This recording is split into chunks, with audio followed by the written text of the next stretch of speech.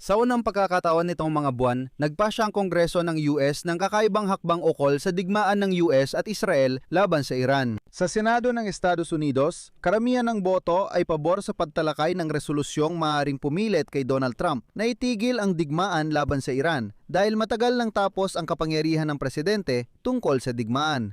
At dito kapansin-pansin na agad na ilang mga Republikano ang sumama sa mga Demokrat sa pagsusulong ng resolusyong ito na matagal nang binablock ng Partido Republikano sa loob ng ilang buwan.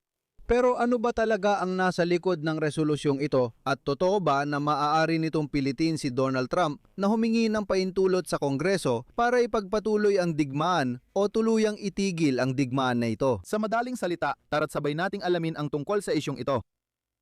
Ako si Alexei Pechi, tara't pag-usapan natin ang paksang ito. Pero bago tayo magsimula, hinihiling ko na mag-subscribe kayo sa YouTube channel na ito, i-like ang episode na ito, mag-iwan ng kahit anong komento, at mga kaibigan, mag-subscribe din kayo sa aking Telegram channel na Pechi News. Ang link ay nasa description ng video na ito. Makikita rin sa video description ang link sa aking Ukrainian language YouTube channel. Kaya kung gusto ninyong mapanood ang mga episode ko sa Ukrainian, bisitahin at mag-subscribe na kayo.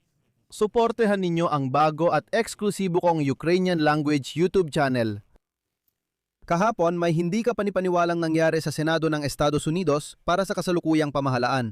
Nagkasundo ang Senado na talakayin ng panukalang batas na nag-uutos kay Pangulong Donald Trump na itigil ang digmaan sa Iran o kumuha ng pahintulot ng Kongreso bago ipagpatuloy ito.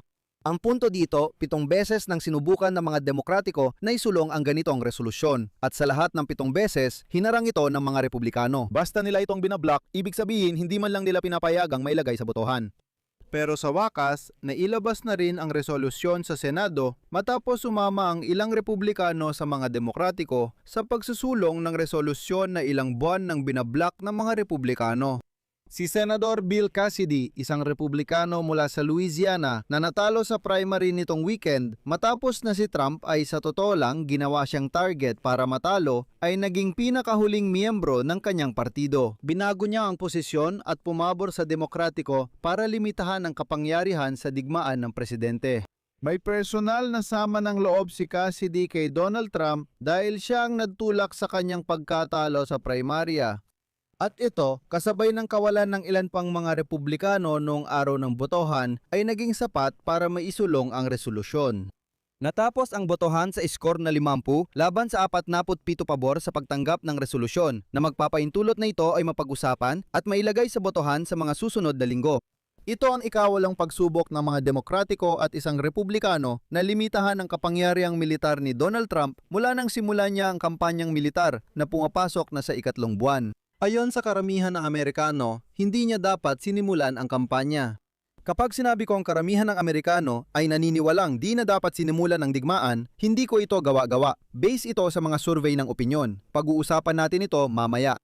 Si Senador John Fetterman mula sa Pennsylvania ang muling naging nag-iisang demokratang bumoto kasama ng mga Republikano laban sa panukalang batas, habang si KCD naman ay isa sa 4 na Republikano na sumuporta sa mga Demokrata at itinulak ang panukalang batas na ito pasulong. Matapos ang botohan, sinabi ni KCD na hindi ipinaalam ng malinaw ng administrasyon ni Trump sa Kongreso tungkol sa operasyong Epicong Put. Narito ang mismong sinabi ni KCD. Sa Louisiana, nabanggit ng mga tao, kabilang ang taga-suporta ni Pangulong Trump, ang kanilang pag-aalala sa digmaan. Kung walang paliwanag ang administrasyon, hindi pwedeng bigyang katwiran ng anumang pahintulot o pagpapalawig mula sa Kongreso. Si Trump naman, sa totoo lang, ay nagdesisyon na at nagmadaling sumagot sa mga tulad ni KCD at sa mga taong sa hindi malamang dahilan ay hindi nasisiyahan sa digmaan laban sa Iran. Ayon kay Pangulong Donald Trump, hindi suportado ng mga Amerikano ang digmaan sa Iran dahil hindi nila maintindihan ang dahilan nito. Narito ang sinabi ni Donald Trump. Sinasabi nila sa akin na hindi popular ang digmaan. Sa palagay ko, malawak ang suporta sa digmaang ito dahil nilalabanan natin ang Iran para hindi sila magkaroon ng sandatang nuklear na maaari nilang gamitin para sirain halimbawa ang Los Angeles. Kung ipapaliwanag lang natin ito sa mga tao, pero wala akong oras dahil ako ang namumuno sa digmaang ito. Para sa akin, hindi mahalaga kung popular ang digmaan basta kailangang gawin ito ng Estados Unidos. Noong nakaraang linggo, tumindi ang pagdududa ng mga Republikano sa mga hakbang ni Pangulong Trump kaugnay ng hidwaan sa Iran. Kasama rin ito dahil hindi sinunod ni Trump ang itinakdang palugit sa batas para humingi ng pahintulot sa Kongreso para ipagpatuloy ang operasyong militar lampas 60 araw. Sa kapulungan ng mga kinatawan at Senado, nabigo ang mga pagtatangkang ipasa ang resolusyon ukol sa kapangyarihan sa digmaan kahit tumataas ang hindi pagkakasiya. Sa huli, noong Martes, sina Senadora Lisa Murkowski mula Alaska at Susan Collins mula Maine na kapwa tumutol sa pahayag ng administrasyon ni Trump na ang marupok na tigil putukan sa pagitan ng US at Iran ay nagpalawig sa 60 araw na palugit. Sumama sila kay Senador Rand Paul mula Kentucky na tumututol sa dayuhang interbensyong militar at bumuto kasama ng mga demokratiko para isulong ang panukalang batas sa Senado. Ngunit agad kong sasabihin na sa ngayon ay hindi pa malinaw kung kailan makakaboto ang Senado para tanggapin ang resolusyon tungkol sa kapangyarihan sa digmaan na kahit pa maaprubahan ng parehong kapulungan ng Kongreso ay malamang na maharap pa rin sa halos tiyak na veto ng presidente. Dahil sa pagkawala ng tatlong Republikano, Tommy Tuberville, Tom Tillis at John Cornyn, hindi na itanggihan ng mayorya ang resolusyong ito na 7 beses nang nagawa mula simula ng digmaan.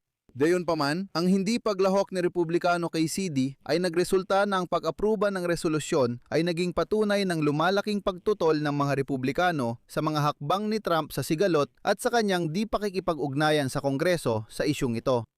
Ilang buwan nang iginiit ng mga demokratiko na ang pagpasa ng ganitong hakbang ay magbibigay kay Trump ng senyales na ang opinyon ng publiko tungkol sa operasyong ito ay labis ng lumala. Inaasahang boboto ang kapulungan ng mga kinatawan sa panukalang batas sa mga susunod na araw. Noong nakaraang linggo, nahirap ang tanggihan ng mga mambabatas ang resolusyon ukol sa kapangyarihan sa digmaan matapos magtabla ang boto. Dahil nadismaya ang dalawang Republikano na hindi sinunod ng Pangulo ang itinakdang palugit sa batas para humingi ng pahintulot sa Kongreso, matapos ang 60 araw, lumipat sila sa panig ng mga demokratiko para itulak ang panukalang batas. Ibig sabihin, unti-unting may mga Republikano sa Senado at kapulungan ng mga kinatawan na kumakampi sa mga demokratiko sa isyu ng digmaan laban sa Iran. At dito, lalong nahihirapan si Donald Trump na kumbinsihin ang mga Amerikano na kailangan ng digmaan.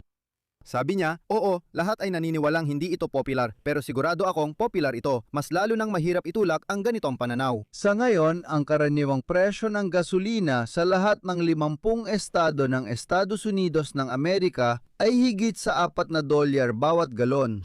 At sa 7 estado, lumampas na ito sa $5 bawat galon. Ang karaniwang presyo ng gasolina sa buong bansa ngayon ay $4.56 o $4.56 bawat galon. Ibig sabihin, $4.56. Sa California, naitala ang pinakamataas na presyo ng gasolina na $6 at 15 sentimo bawat galon. Sa Georgia, pinakamababa ang presyo sa $4 at 1 sentimo bawat galon, kaya kahit saan, lampas $4 na ang presyo. Kailangan nating maunawaan ang nakakagulat na estadistika. Tumaas ng 53 sentimo ang karaniwang presyo ng galon ng gasolina sa buong Estados Unidos mula nang magsimula ang digmaang ito. At may mga palatandaan na maaring lalong lumala ang sitwasyon. Dito ako maglalagay ng tuldok-tuldok. Isulat ninyo ang inyong opinyon at mga konklusyon sa mga komento sa ilalim ng episode na ito. Mag-subscribe kayo sa channel, pindutin ang kampanilya at huwag kalimutang mag-like. Kung nais ninyong suportahan ang YouTube channel na ito, pwede kayong mag-donate gamit ang mga link at detalye sa video description. O kaya naman sa pamamagitan ng QR code na nasa inyong mga screen. Paalala rin, mag-subscribe kayo sa aking YouTube channel na nasa Wikanyano. Ang link nito ay nasa description din ng video na ito. Yun lang po, ingatan ninyo ang inyong sarili. Paalam sa lahat.